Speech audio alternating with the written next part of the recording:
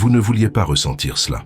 Vous ne vouliez pas être cette belle-mère, celle qui espère secrètement que le mariage de son fils échoue, celle qui, en voyant une photo d'eux deux enlacés sur son téléphone portable, ressent une douleur indescriptible dans sa poitrine. Celle qui réalise, avec une horreur silencieuse, qu'elle est mise à l'écart dans la vie de son propre fils, et ne sait pas exactement quand cela a commencé. Et le pire, elle n'a même pas eu besoin de faire quoi que ce soit d'extraordinaire. Elle n'a pas été cruelle, elle n'a pas été manipulatrice, elle n'a pas élaboré de plan diabolique. Elle a simplement existé, elle l'a simplement choisi. Et d'une certaine manière, cela a suffi pour que vous vous sentiez rejeté, remplacé, effacé du récit de sa vie. Vous essayez de vous convaincre qu'il s'agit d'une antipathie mutuelle, que vous n'êtes tout simplement pas compatible, qu'elle a une façon d'être qui vous dérange, que ce n'est qu'une question d'incompatibilité de personnalité. Mais au fond, vous savez que c'est plus que cela. C'est quelque chose de viscéral, quelque chose qui fait mal à un endroit que vous ne pouvez pas toucher. C'est le sentiment de perdre quelqu'un que vous pensiez ne jamais perdre. Freud dirait quelque chose de différent à propos de cette douleur que vous ressentez. Il dirait que ce que vous vivez n'est pas une simple antipathie, ce n'est pas seulement un conflit de personnalité. C'est la réédition d'une bataille psychique ancestrale, une dispute qui dure depuis des générations entre deux femmes qui, sans le savoir, se battent non pas pour l'amour romantique d'un homme, mais pour quelque chose de beaucoup plus primitif et douloureux, le droit d'être irremplaçable dans sa vie. Car au fond, vous ne perdez pas seulement la présence physique de votre fils, vous perdez une place symbolique que vous occupiez depuis des décennies. Une place dont vous ne saviez même pas qu'elle était la vôtre, jusqu'au jour où une autre femme s'y est assise. Et lorsque cela se produit, lorsque vous réalisez enfin que vous avez été détrôné, la douleur n'est pas seulement émotionnelle, elle est existentielle. C'est comme si une partie de votre identité vous avait été arrachée sans préavis, sans cérémonie, sans même un adieu. Et la question qui vous hante au petit matin est simple, mais dévastatrice. Comment ai-je perdu mon enfant au profit d'elle? La vérité, c'est que vous n'auriez jamais imaginé que ce jour arriverait. Lorsque vous avez tenu ce bébé dans vos bras pour la première fois, lorsque vous avez passé des nuits blanches à calmer ses pleurs, lorsque vous lui avez appris ses premiers mots, soigné ses premières blessures, apaisé ses premières peurs, vous ne faisiez pas que l'élever. Vous construisiez un monde où vous étiez le centre gravitationnel de sa vie, et il n'y avait rien de mal à cela. C'était comme ça que ça devait être. Un enfant a besoin d'une mère qui soit son univers tout entier, sa source de sécurité, sa référence absolue en matière d'amour.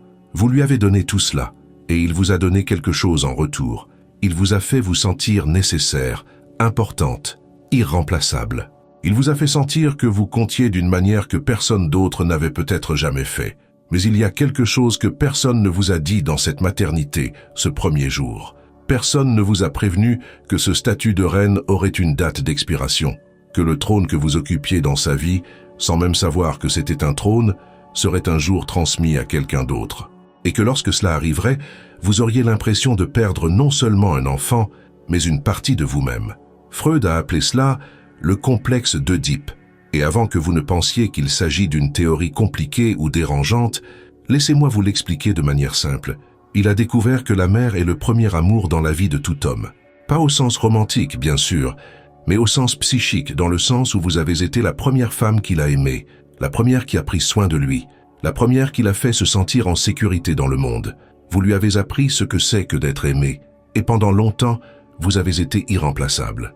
Mais ce lien si beau et si nécessaire dans l'enfance crée quelque chose d'invisible, une attente inconsciente, que vous serez toujours la femme la plus importante de sa vie. Vous n'y pensez pas consciemment. Vous ne vous réveillez pas le matin en déclarant « Je suis la reine de la vie de mon fils ». Mais quand il vient vous voir pour vous annoncer une bonne nouvelle, avant de la dire à quelqu'un d'autre, quand il vous demande votre avis sur des décisions importantes, quand il choisit de passer un dimanche avec vous, chacune de ces choses renforce, sans mots, le fait que vous comptez toujours pour lui d'une manière unique. Et puis elle arrive. Elle n'arrive pas comme une méchante. Elle ne descend pas d'un carrosse noir en annonçant qu'elle va vous voler votre fils. Elle arrive en tant que petite amie, fiancée, épouse. Elle arrive avec des fleurs à la main, un sourire poli, essayant de vous plaire. Et vous essayez même de l'aimer. Vous essayez vraiment. Mais il y a quelque chose qui ne va pas. Quelque chose que vous ne pouvez pas nommer. C'est comme s'il y avait un malaise dans l'air que vous seul ressentez. Et vous savez pourquoi? Parce qu'inconsciemment, vous savez déjà ce qui va se passer. Vous savez déjà que cette femme n'est pas venue seulement pour aimer votre fils, Elle est venue pour occuper la place qui était la vôtre. Elle est venue pour être la première personne qu'il appelle quand quelque chose d'important se produit. Elle est venue pour être l'opinion qui compte le plus. Elle est venue pour être la personne avec qui il passera Noël, le Nouvel An, les dimanches, et le plus douloureux, elle n'a pas besoin d'être meilleure que vous. Elle n'a pas besoin de faire quoi que ce soit d'extraordinaire. Elle a juste besoin d'être là tous les jours, pour construire avec lui une vie dont vous n'êtes pas le centre. Et cela suffit déjà à vous écarter, à vous transformer petit à petit en quelqu'un qu'il rend visite, et non en quelqu'un avec qui il vit. Vous essayez de ne rien laisser paraître. Vous essayez d'être la belle-mère compréhensive, celle qui soutient le mariage, celle qui ne se mêle pas de tout. Mais chaque fois qu'il annule un déjeuner parce qu'il va faire quelque chose avec elle, chaque fois qu'il vous annonce une nouvelle et que vous vous rendez compte qu'elle était déjà au courant avant vous, chaque fois qu'il dit « je vais d'abord lui en parler et je te tiendrai au courant », c'est comme si une aiguille crevait un ballon que vous ne saviez même pas que vous teniez. Et alors, vous commencez à voir ses défauts. De petits défauts qui n'existent peut-être même pas, mais que votre esprit amplifie comme s'il s'agissait de crimes. Elle est froide, elle est autoritaire, elle a changé votre fils, elle vous a éloigné de lui. Et le pire dans tout ça, vous ne parvenez pas à distinguer la réalité de la projection de votre douleur. Car admettre qu'elle est une bonne personne, qu'elle aime vraiment votre fils, qu'elle n'a rien fait de mal, reviendrait à admettre quelque chose de bien plus effrayant, que vous avez été remplacé, non pas parce qu'elle est méchante, mais simplement parce que le moment était venu. Vous souvenez-vous du premier jour où vous avez réalisé que quelque chose avait vraiment changé? Ce n'était pas un événement dramatique, ce n'était pas une dispute, une discussion, un conflit. C'était quelque chose de subtil, presque imperceptible, mais qui vous a transpercé comme une lame tranchante. C'était peut-être le jour de son anniversaire, quand il a passé toute la journée avec elle et n'est revenu chez vous qu'à la fin de la soirée, fatigué, pressé, accomplissant clairement une obligation.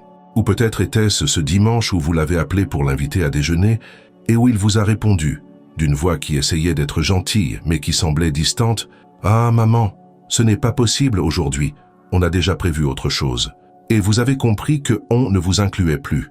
Ou peut-être était-ce encore plus simple.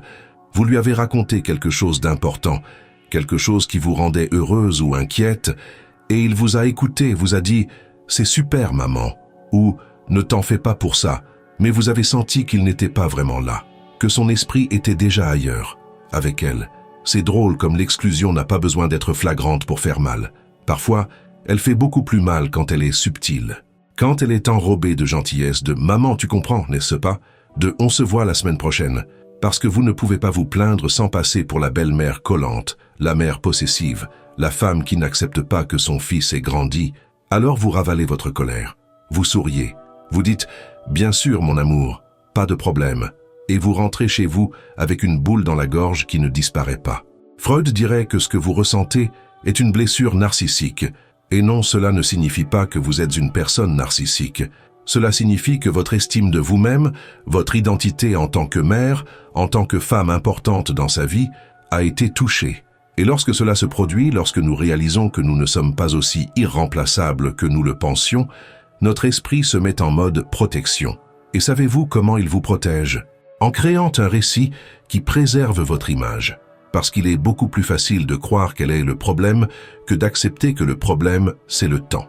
Il est beaucoup plus supportable de penser qu'elle a manipulé votre fils, qu'elle l'a éloigné de vous, qu'elle a inventé des excuses pour qu'il ne vous rende pas visite, que d'accepter la vérité simple et brutale. Il s'est éloigné parce qu'il est en train de construire sa vie.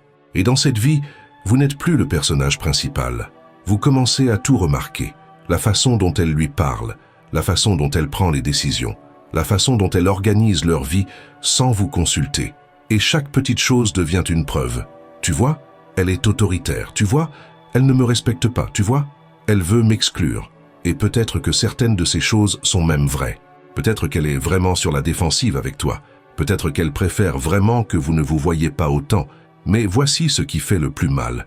Et si elle avait des raisons? Et si sa froideur n'était pas de la méchanceté gratuite, mais une protection contre quelque chose qu'elle ressent de votre part? Car même si vous essayez de le cacher, même si vous souriez lors des déjeuners du dimanche et complimentez la cuisine qu'elle a préparée, même si vous dites que vous êtes heureux pour leur mariage, elle le ressent. Elle sent que vous ne l'acceptez pas vraiment, que vous la considérez comme une intruse, qu'au fond vous aimeriez qu'elle ne soit pas là. Et vous savez ce qui est pire? Elle a raison. Vous ne vouliez pas ressentir cela. Vous vouliez être la belle-mère sympa, celle qui embrasse sa belle-fille comme sa propre fille, celle qui soutient le mariage de tout son cœur.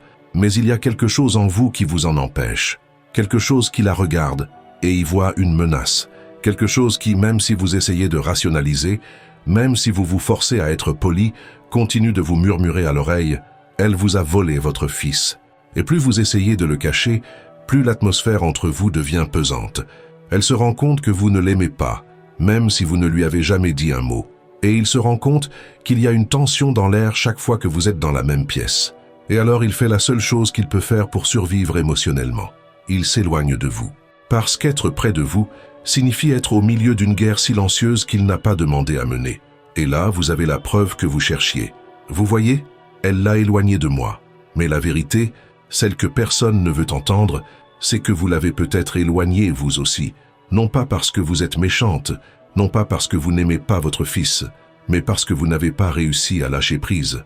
Et ceux qui n'arrivent pas à lâcher prise finissent, sans le vouloir, par repousser exactement ce qu'ils veulent garder près d'eux. Mais voici la partie que personne ne vous a dite, la partie qui va tout bouleverser. Elle aussi a peur de vous. Je sais que cela semble impossible. Après tout, c'est elle qui a gagné, n'est-ce pas? C'est elle qui est à ses côtés tous les jours, qui dort dans le même lit, qui construit l'avenir avec lui. C'est elle qui a été choisie. Comment pourrait-elle avoir peur de vous, qui avez été mise de côté, qui êtes devenue une simple visiteuse dans la vie de votre propre fils? Mais réfléchissez avec moi. Elle est entrée dans une histoire qui durait déjà depuis 30, 40, 50 ans. Une histoire pleine de souvenirs, de codes internes, de blagues que seuls vous deux comprenez. Elle est arrivée au chapitre 20 d'un livre qui a commencé bien avant qu'elle n'existe dans sa vie. Et même si elle est son épouse, même si elle partage son lit et son nom de famille, une vérité la hante. Elle n'aura jamais ce que vous avez eu. Elle ne sera jamais la femme qui lui a appris à marcher, qui a soigné son premier genou écorché, qui l'a calmé au milieu de la nuit quand il faisait des cauchemars, qui était là à chaque anniversaire, à chaque petite victoire, à chaque défaite que personne d'autre n'a vue. Elle n'a pas des décennies d'histoire. Elle n'a que le présent et la promesse incertaine d'un avenir. Et cela pour elle est un énorme désavantage qu'elle porte en silence. Car au fond, elle sait une chose que vous avez oubliée. L'amour que vous portez à votre fils n'est pas négociable.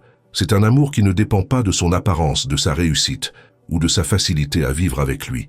C'est un amour qui était là avant qu'il ne fasse quoi que ce soit pour le mériter. Un amour inconditionnel, gratuit, absolu. Vous l'aimeriez même s'il perdait tout demain, même s'il commettait les pires erreurs, même si le monde entier lui tournait le dos. Et elle doit conquérir son amour chaque jour. Elle doit être assez bonne, assez intéressante, assez complice. Elle doit prouver constamment qu'elle mérite d'être là, qu'elle en vaut la peine, qu'elle est le bon choix. Et si elle échoue, si elle n'est pas à la hauteur, il peut partir, il peut abandonner, il peut en choisir une autre. Mais vous êtes permanente, vous êtes indestructible. Peu importe ce qui se passe entre vous, peu importe le nombre de disputes, peu importe le nombre de mois qui passent sans que vous vous parliez, il sera toujours votre fils, et vous serez toujours sa mère. Ce lien ne peut être rompu, il ne peut être remplacé, il ne peut être annulé par aucun juge, aucune dispute, aucun divorce. Et alors elle vous regarde et voit une femme qui n'a rien à faire pour être aimée par lui. Une femme qui, quoi qu'il arrive, aura toujours une place assurée dans son cœur. Une femme qui sait des choses sur lui qu'elle ne saura jamais, qui a des souvenirs qu'elle n'aura jamais, qui a été témoin d'une version de lui qu'elle ne rencontrera jamais. Et cela, pour elle, est terrifiant. Parce qu'elle sait que si un jour les choses deviennent difficiles entre eux, s'il y a une grosse dispute, une crise, un doute, la première personne vers qui il peut se tourner, c'est vous. La personne qui a toujours été là, la personne qui sera toujours là. Et où cela la laisse-t-il? Dans l'incertitude de celle qui peut être remplacée, abandonnée, oubliée, mais elle ne peut pas l'admettre. Elle ne peut pas venir vous voir et vous dire « J'ai peur que vous soyez plus importante pour lui que moi ». Elle ne peut pas avouer qu'elle se sent insécurisée, qu'elle est jalouse de l'histoire que vous partagez, qu'elle aimerait pouvoir effacer le passé et être la seule femme qui ait jamais compté pour lui. Ce serait exposer une fragilité qu'aucune épouse ne veut montrer à sa belle-mère. Alors, vous savez ce qu'elle fait? Elle se protège. Elle crée une distance. Elle limite l'accès. Elle marque son territoire sans même s'en rendre compte. Et chaque fois qu'elle fait cela, chaque fois qu'elle dit « Ne l'appelle pas maintenant, il est occupé » ou Nous avons déjà des projets pour ce week-end ou laisse-moi lui en parler. Ce n'est pas de la méchanceté, c'est de la peur déguisée en contrôle. Car si elle vous laisse trop vous rapprocher, si elle vous permet de rester sa confidente principale, sa conseillère, la première personne qu'il appelle quand quelque chose d'important se produit, elle court le risque de devenir secondaire dans la vie de son propre mari. Et aucune femme ne veut cela. Aucune femme ne veut rivaliser pour l'affection de l'homme qu'elle a choisi. Aucune femme ne veut regarder à côté d'elle et se rendre compte qu'il y a quelqu'un de plus important qu'elle dans sa vie. Alors, elle vous éloigne. Non pas parce qu'elle vous déteste, mais parce qu'elle ne sait pas comment le partager avec vous sans avoir l'impression de perdre. Parce que chaque fois qu'il passe du temps avec vous, elle se demande, préférerait-il être ici? Est-il ici uniquement parce qu'il se sent obligé? S'il pouvait choisir, choisirait-il la mère plutôt que la femme? Et vous, de votre côté, vous faites exactement la même chose. Vous vous protégez en la critiquant. Vous vous protégez en cherchant ses défauts. Vous vous protégez en construisant un récit où elle est la méchante. Parce que si elle est la méchante, vous n'avez pas besoin de regarder votre propre douleur et d'admettre que vous êtes jalouse, que vous êtes blessée, que vous êtes, oui, en compétition pour son amour. Vous menez toutes les deux le même combat, mais dans des camps opposés. Vous voulez toutes les deux la même chose, être irremplaçables à ses yeux, et vous avez toutes les deux peur de la même chose, être oubliées. La différence, c'est que vous avez eu des décennies d'exclusivité et que vous devez maintenant apprendre à partager. Elle est arrivée après et doit prouver qu'elle mérite la place qu'elle occupe. Aucune de vous n'a tort. Aucune de vous n'est la méchante de cette histoire. Vous êtes juste deux femmes qui essaient de protéger ce qu'elles aiment et qui, sans le vouloir, se blessent mutuellement dans le processus. Mais il y a quelqu'un qui souffre plus que vous deux dans cette bataille. Et il est pris entre deux feux. Il ne voulait pas être dans cette position. Il n'a pas demandé à être le champ de bataille de deux femmes qu'il aime. Mais c'est exactement là où vous l'avez mis. Et il n'a aucun moyen d'y échapper sans blesser quelqu'un. Chaque fois qu'il choisit de passer le dimanche avec sa femme, il voit la déception sur votre visage. Chaque fois qu'il annule un rendez-vous pour vous rendre visite, il sent la tension dans l'air. Chaque fois qu'il essaie de vous défendre dans une conversation, elle se renferme. Chaque fois qu'il essaie de la défendre, vous êtes blessé. Et quoi qu'il fasse, quelqu'un va souffrir. Et vous savez ce qui est le pire? Il se sent coupable. Coupable d'aimer sa femme. Coupable de ne pas vous rendre visite autant que vous le souhaiteriez. Coupable de ne pas réussir à vous réconcilier. Coupable d'avoir grandi, de s'être marié, d'avoir construit une vie qui ne tourne plus autour de vous. Freud en a parlé. De l'impossibilité de servir deux amours absolus lorsqu'ils sont en conflit. Et ce que vous devez comprendre, c'est que l'amour qu'il ressent pour vous et l'amour qu'il ressent pour elle ne sont pas du même type. Ils ne sont pas dans la même catégorie. Ils ne se disputent pas le même espace. Son amour pour vous est fondamental. Il est historique. C'est la base sur laquelle tout a été construit. Son amour pour elle est présent. C'est un choix. C'est la construction quotidienne d'une vie à deux. Mais vous en avez fait une compétition. Et quand vous faites cela, quand vous le forcez à choisir entre vous aimer ou l'aimer, vous ne faites pas que vous faire du mal, vous le détruisez de l'intérieur. Car la vérité est la suivante, il ne vous choisira pas. Et je sais que cela fait mal à entendre, je sais que c'est brutal, mais cela doit être dit. Il ne vous choisira pas, non pas parce qu'il ne vous aime pas, mais parce qu'il ne devrait pas avoir à choisir. Car le rôle d'une mère n'est pas d'être choisie au détriment de l'épouse. Le rôle d'une mère est de lui avoir donné la capacité d'aimer pleinement une autre personne. Et si tu continues à exiger qu'il choisisse, si tu continues à mesurer son amour par la fréquence de ses visites, par le nombre d'appels, par la priorité que tu as dans son agenda, tu vas perdre. Non pas parce qu'elle est meilleure, mais parce que tu demandes quelque chose qu'aucun enfant adulte ne peut donner sans se détruire dans le processus. Il s'est éloigné non pas parce qu'il a cessé de vous aimer. Il s'est éloigné parce que votre présence est devenue étouffante. Parce que chaque visite s'accompagne d'un sentiment de culpabilité. Parce que chaque appel téléphonique se termine par une question qui semble innocente, mais qui est chargée d'accusations. Quand reviens-tu? Pourquoi tu n'appelles plus? Tu as oublié ta mère? Et écoutez, je comprends. Je comprends que vous ne faites pas cela par méchanceté. Vous le faites parce que vous êtes désespéré, parce que vous le voyez vous échapper et que vous ne savez pas comment le retenir. Mais plus vous serrez fort, plus il s'éloigne. Parce que personne ne peut respirer dans une étreinte qui est devenue une prison. Et si tu aimes vraiment ton fils, et je sais que tu l'aimes, je sais que cet amour est la chose la plus vraie que tu aies, alors tu dois faire quelque chose qui va à l'encontre de tous tes instincts. Tu dois le lâcher, pour de vrai cette fois, pas seulement en parole, pas seulement en faisant semblant que tout va bien tout en gardant rancune. Tu dois le lâcher d'une manière qui te libère toi aussi. Car cette douleur que vous ressentez, ce sentiment de l'avoir perdu, cette blessure qui ne guérit pas, tout cela ne disparaîtra pas tant que vous continuerez à essayer de reconquérir une place qui n'existe plus. La place de mère que vous aviez quand il était enfant, quand il dépendait de vous pour tout, quand vous étiez son univers, cette place n'existe plus. Et vous pouvez passer le reste de votre vie à saigner pour cela, ou vous pouvez accepter qu'il y a une nouvelle place qui vous attend, une place différente, mais pas nécessairement pire. Et si vous vous demandez comment faire cela, comment vous reconstruire après une perte aussi grande, je vais vous le montrer. Mais avant, j'ai besoin que vous compreniez une chose. Ce processus n'est pas rapide, il n'est pas facile, et il n'y a pas de formule magique. C'est un deuil. Et tout deuil doit être traversé, pas sauté. Si vous voulez mieux comprendre comment fonctionne ce processus de reconstruction émotionnelle, comment faire la paix avec cette douleur et la transformer en quelque chose qui ne vous paralyse pas, j'approfondis beaucoup plus ces thèmes sur ma chaîne. Il y a une vidéo entière sur la façon de gérer le deuil des liens qui se transforment et elle peut vous aider à passer à l'étape suivante. Mais pour l'instant, restez avec moi. Parce qu'il y a encore une vérité que vous devez entendre. Connaissez-vous la différence entre l'amour et la possession?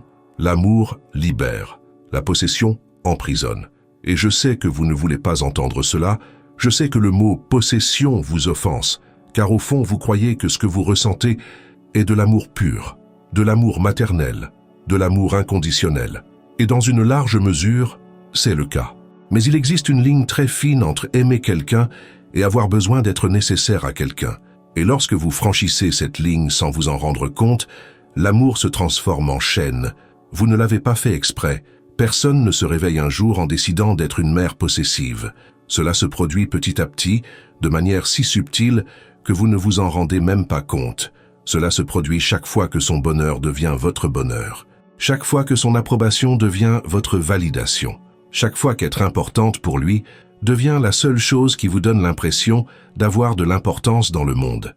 Et quand cela arrive, quand votre identité de mère devient plus importante que votre identité en tant que personne, vous entrez dans un territoire dangereux. Car alors, vous ne l'aimez plus. Vous avez besoin de lui pour combler un vide que vous seul pouvez combler. Et aucun enfant ne peut porter ce poids sans se briser. Freud dirait que vous essayez de maintenir en vie quelque chose qui aurait dû mourir depuis longtemps. La version de votre enfant qui était complètement dépendante de vous. Ce petit garçon qui vous regardait comme si vous étiez la seule personne capable de résoudre n'importe quel problème. Cet adolescent qui vous racontait encore tout, qui vous demandait encore votre avis sur tout, qui vous mettait encore en premier. Mais il n'est plus ce garçon. Et prétendre qu'il l'est, le forcer à continuer à l'être, exiger de lui la même dévotion qu'il avait quand il avait 10 ans, c'est lui refuser le droit de grandir. C'est lui refuser le droit d'être adulte. Et au final, c'est vous refuser la chance de découvrir qui vous êtes quand vous n'êtes plus nécessaire tout le temps. Car voyez-vous, vous avez passé des décennies à être indispensable. Vous étiez celle qui réglait les problèmes, qui calmait, qui guidait. Et cela vous a donné un sentiment d'utilité, d'importance, de valeur. Mais maintenant qu'il n'a plus besoin de vous de cette façon, que reste-t-il? Qui êtes-vous lorsque vous n'êtes plus au centre de sa vie? C'est la question qui fait peur. C'est la question que vous évitez. Parce que si la réponse est « je ne sais pas », si vous réalisez qu'une grande partie de votre identité était liée à votre rôle de mère indispensable, alors que vous reste-t-il maintenant? Et c'est exactement pour cela que vous n'arrivez pas à lâcher prise. Il ne s'agit pas seulement de le perdre, il s'agit de vous perdre vous-même. Il s'agit de vous regarder dans le miroir et de ne plus savoir qui vous êtes sans ce rôle que vous avez si bien joué pendant si longtemps. Mais voici ce que personne ne vous a dit. Vous pouvez continuer à être mère sans être indispensable. Vous pouvez continuer à l'aimer sans être le centre de sa vie. Vous pouvez continuer à être importante sans être indispensable. Et quand vous comprenez enfin cela, quand vous acceptez enfin que le véritable amour n'est pas celui qui retient, mais celui qui sait quand s'effacer, quelque chose en vous se libère également. Car la vérité, c'est que vous n'avez pas perdu votre fils. Vous devez simplement apprendre à l'aimer d'une nouvelle manière. Une manière qui ne dépend pas du fait qu'il vous appelle tous les jours. Une manière qui ne dépend pas du fait qu'il vous rende visite tous les week-ends. Une manière qui ne dépend pas du fait qu'il vous choisisse plutôt que sa femme. Une manière qui existe simplement, silencieuse, constante, sans exigence. Et cela ne signifie pas accepter des miettes. Cela ne signifie pas faire semblant que tout va bien lorsqu'il passe des mois sans donner de nouvelles. Cela ne signifie pas ravaler sa peine et se résigner à la solitude. Cela signifie avoir des conversations honnêtes. Cela signifie dire « tu me manques » sans en faire une accusation. Cela signifie demander sa présence sans exiger de dévouement. Cela signifie construire une relation d'adulte à adulte et non de mère à enfant éternel. Et cela signifie, avant tout, cesser de voir sa belle-fille comme une ennemie, car tant que vous la verrez comme la femme qui vous a volé votre fils, vous continuerez toutes les deux cette guerre silencieuse où il n'y a que des perdants. Mais si vous parvenez à la regarder et à voir en elle une alliée, une femme qui l'aime aussi et qui veut son bien, une femme qui n'essaie pas de vous remplacer, mais qui essaie simplement de construire une vie à ses côtés, alors peut-être, juste peut-être, y aura-t-il de la place pour vous deux dans sa vie, pas au même endroit, pas dans le même rôle, mais dans des rôles complémentaires, où vous êtes la mère et elle est l'épouse, et où aucune des deux n'a besoin de rivaliser car chacune a son rôle. Maintenant vient la partie que vous ne voulez pas entendre, la partie qui va faire plus mal que tout ce que j'ai dit jusqu'à présent, parce que jusqu'ici, nous avons parlé d'elle, de lui, de la dynamique entre vous. Mais maintenant, nous devons parler de vous, de la vérité qui se cache sous toute cette douleur. Vous ne souffrez pas seulement parce que vous avez perdu votre fils, vous souffrez parce que vous avez perdu le rôle qui vous définissait. Et il y a une différence énorme entre ces deux choses. Quand vous dites « j'ai perdu mon enfant », ce que vous voulez vraiment dire c'est « j'ai perdu la version de lui qui me faisait me sentir importante ». J'ai perdu la version de lui qui avait besoin de moi. J'ai perdu la version de lui qui me donnait la priorité. Et cette douleur spécifique, ne concerne pas lui. Elle vous concerne vous. Elle concerne le vide qui est apparu lorsque vous avez réalisé qu'une grande partie de votre identité était liée au fait d'être mère. Pas seulement mère, mais mère indispensable, mère irremplaçable. Et lorsque vous avez cessé d'être cela, lorsqu'il a grandi et s'est construite une vie dans laquelle vous n'êtes plus au centre, vous vous êtes regardé dans le miroir et vous vous êtes demandé « Qui suis-je maintenant ?» Et cette question vous terrifie, parce que la réponse n'est pas facile à trouver. Vous avez passé des décennies à être défini par ce rôle. Vous étiez la mère de tel ou tel, celle qui s'occupait de tout, celle qui réglait tout, celle qui était toujours disponible. Et cela vous donnait un but, vous donnait de la valeur, vous donnait une place dans le monde. Mais maintenant qu'il n'a plus besoin que vous régliez sa vie, qu'il a quelqu'un d'autre pour cela, que reste-t-il? Freud dirait que vous vivez un deuil narcissique. Et avant que vous ne vous offusquiez du mot narcissique, comprenez bien, cela ne signifie pas que vous êtes une personne égoïste ou vaniteuse. Cela signifie que vous êtes en deuil de l'image que vous aviez de vous-même, de l'identité que vous vous étiez construite, du reflet que vous voyez dans les yeux de votre fils et qui n'est plus là aujourd'hui. Vous le regardiez et vous voyez la preuve que vous comptiez, que vous étiez doué pour quelque chose, que vous aviez de la valeur. Et quand il s'est éloigné, quand il a cessé de vous rechercher autant, quand il a commencé à se construire une vie qui ne tournait pas autour de vous, c'était comme si quelqu'un avait arraché le miroir. Et sans ce miroir, vous ne savez plus comment vous voir. Et c'est pour ça que tu n'arrives pas à lâcher prise. Ce n'est pas seulement une question d'amour, c'est une question de survie émotionnelle. Parce que si tu lâches vraiment prise, si tu acceptes qu'il n'a plus besoin de toi de cette façon, alors tu dois reconstruire qui tu es à partir de zéro. Et c'est terrifiant. Il est beaucoup plus facile de blâmer la belle-fille. Il est beaucoup plus facile de croire qu'elle vous a volé quelque chose. Parce que si c'est elle le problème, alors vous n'avez pas à affronter le vide qui habite en vous. Vous n'avez pas à admettre que vous avez passé des décennies à construire votre identité sur quelqu'un d'autre, et que maintenant que cette personne a grandi, vous ne savez plus qui vous êtes. Mais voici la vérité que vous devez accepter, même si elle vous brûle la gorge. Personne ne vous a volé votre fils, il a simplement grandi. Et si vous n'avez pas grandi avec lui, si vous êtes resté coincé dans la version de lui qui était enfant, qui était dépendant, qui vous plaçait au centre, alors le problème n'est pas lui, ce n'est pas elle, c'est vous. Vous qui n'avez pas fait le travail de vous réinventer. Vous qui n'avez pas construit d'identité autre que celle de mère. Vous qui n'avez pas cultivé d'intérêt, d'amitié, d'objectifs qui n'étaient que les vôtres. C'est vous qui avez misé tout votre bonheur sur une personne qui, inévitablement, allait grandir et quitter la maison. Et maintenant, vous en payez le prix. Non pas parce que vous êtes mauvaise, non pas parce que vous avez fait quelque chose de terriblement mal, mais parce que personne ne vous a appris que l'amour maternel doit aussi évoluer, que le lien doit se transformer à mesure qu'il grandit, que le serrer trop fort n'est pas de l'amour, c'est du désespoir déguisé. Et le plus triste dans tout cela, tant que vous continuerez à vous battre, Tant que vous continuerez à essayer de récupérer quelque chose qui n'existe plus, vous ne perdrez pas seulement votre enfant, vous vous perdrez vous-même. Parce que toute l'énergie que vous dépensez à rivaliser avec votre belle-fille, toute l'énergie que vous dépensez à vous martyriser, toute l'énergie que vous dépensez à exiger son attention, c'est de l'énergie que vous pourriez utiliser pour reconstruire votre propre vie. Vous pourriez découvrir qui vous êtes en dehors de votre rôle de mère. Vous pourriez cultiver des amitiés profondes, des loisirs qui vous comblent, des projets qui vous donnent un but. Vous pourriez vous construire une vie si riche, si intéressante, si épanouissante, que lorsqu'il vous appellerait, vous auriez des nouvelles à lui raconter. Vous seriez plus qu'une simple mère qui attend son fils. Vous seriez une personne à part entière, avec une vie à part entière. Mais tant que vous continuerez à vous accrocher à ce rôle, tant que vous continuerez à mesurer votre valeur à la fréquence à laquelle il vous cherche, vous continuerez à saigner. Et personne ne peut arrêter ce saignement à votre place. Ni lui, ni elle, seulement vous. Ce qui nous amène à la dernière question, la seule qui compte vraiment. Es-tu prête à faire ce travail? Es-tu prête à abandonner l'image que tu avais de toi-même en tant que mère indispensable et à découvrir qui tu peux être maintenant? Voici ce que personne ne t'a promis, mais que je vais te promettre maintenant. De l'autre côté de cette douleur, il y a une liberté que tu ne peux même pas imaginer. Il existe une version de vous qui ne se réveille pas le matin en vérifiant s'il vous a envoyé un message. Une version qui ne ressent pas un pincement au cœur chaque fois qu'elle voit une photo de lui avec elle. Une version qui ne mesure pas sa propre valeur à l'aune de l'attention qu'il vous porte. Une version qui vit simplement, pleinement, entièrement, sans avoir besoin de la validation de quiconque pour se sentir importante. Mais pour y arriver, vous devez traverser le feu. Tu dois regarder ce vide qui te hante et, au lieu d'essayer de le combler par sa présence, apprendre à habiter ce vide jusqu'à ce qu'il se transforme en espace. Un espace pour que tu puisses grandir.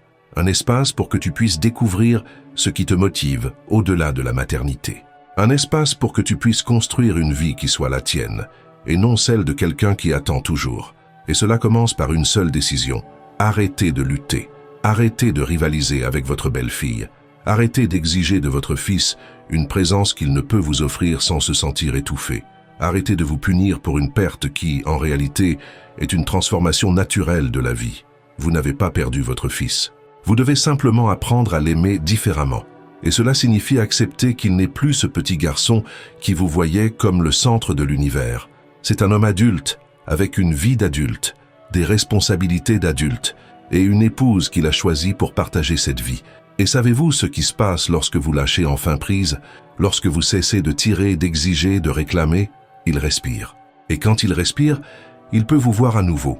Non pas comme un fardeau, non pas comme une obligation, mais comme une mère, comme la femme qu'il aime, qu'il respecte, qu'il veut près de lui, mais maintenant selon ses propres termes, à son rythme, dans l'espace qu'il peut vous offrir sans se déchirer. Et votre belle-fille, vous ne serez peut-être jamais amis, peut-être n'aurez-vous jamais cette relation mère-fille dont vous rêviez, mais vous pouvez avoir quelque chose de mieux que cela. Vous pouvez avoir du respect mutuel, vous pouvez cohabiter pacifiquement, vous pouvez avoir, qui sait, une alliance silencieuse entre deux femmes qui aiment le même homme de manière différente et qui comprennent qu'elles n'ont pas besoin de se faire concurrence, car chacune a sa place. Mais cela n'arrivera que lorsque vous cesserez de la considérer comme une ennemie, lorsque vous cesserez de chercher ses défauts, lorsque vous reconnaîtrez qu'elle ne vous a rien volé. Elle a simplement pris la place qui lui revenait de droit, la place d'épouse, une place que vous n'avez jamais eue et que vous n'aurez jamais, parce que vous avez une autre place, une place qu'elle ne pourra jamais occuper, même en essayant, la place de mère. Et cette place, personne ne vous l'enlèvera. Voici donc votre première étape, la seule que vous devez franchir aujourd'hui. Arrêtez de mesurer. Arrêtez de compter le nombre de fois où il vous a appelé cette semaine. Arrêtez de comparer le temps qu'il passe avec vous et celui qu'il passe avec elle. Arrêtez de compter les points, parce que l'amour n'est pas une compétition. Et lorsque vous transformez l'amour en compétition, vous avez déjà perdu, non pas parce que vous n'êtes pas assez bien, mais parce que vous avez choisi le mauvais jeu. Recommencez par le plus simple. La prochaine fois qu'il vous appellera, ne terminez pas la conversation en lui demandant quand il vous reverra. Remerciez-le simplement d'avoir appelé. La prochaine fois qu'il vous rendra visite, ne vous plaignez pas que la visite a été trop courte. Profitez simplement du temps que vous avez passé ensemble. La prochaine fois qu'il annulera un rendez-vous, ne faites pas de scène. Dites simplement « pas de problème, on se verra une autre fois ». Et dites-le sincèrement, sans rancœur, sans reproche passif-agressif. Et les jours où il n'appelle pas, les week-ends où il ne se montre pas, au lieu de vous enfoncer dans la solitude, faites quelque chose pour vous. Appelez une amie. Allez dans un endroit que vous aimez. Commencez ce projet que vous avez toujours repoussé. Construisez-vous une vie si intéressante que lorsqu'il vous appellera, vous aurez des histoires à raconter, et pas seulement des questions à lui poser sur sa vie. Car au final, c'est cela qui vous sauvera tous les deux, le fait que vous ayez votre propre vie. Une vie qui n'a pas besoin de lui pour avoir un sens. Une vie qui ne rétrécit pas lorsqu'il s'éloigne et ne s'élargit pas seulement lorsqu'il se rapproche. Une vie qui est la vôtre, complètement la vôtre, qui a de la place pour lui mais qui ne s'effondre pas en son absence. Votre fils ne vous a pas oublié, il a juste grandi. Et peut-être, juste peut-être, y a-t-il de la place pour vous deux dans sa vie, si vous arrêtez de la traiter comme la femme qui vous a volé ce qui vous appartenait. Car au final, il n'a jamais été à vous, il a toujours été à lui. Et plus tôt vous l'accepterez, plus tôt vous pourrez l'aimer vraiment, sans attache, sans exigence, sans cette douleur qui vous ronge de l'intérieur. La liberté vous attend de l'autre côté de la capitulation. Et je vous promets, cela vaut la peine de traverser. Maintenant, je veux savoir, à quel moment précis avez-vous réalisé que vous aviez perdu votre place dans la vie de votre fils? Dites-le moi dans les commentaires, car parfois nommer la douleur est déjà le premier pas vers la guérison. N'oubliez pas, vivre en pleine conscience est un choix. Éveillez votre esprit, affrontez vos désirs et éclairez votre ombre. Comptez sur moi dans cette aventure et continuez à suivre les prochaines vidéos de la chaîne.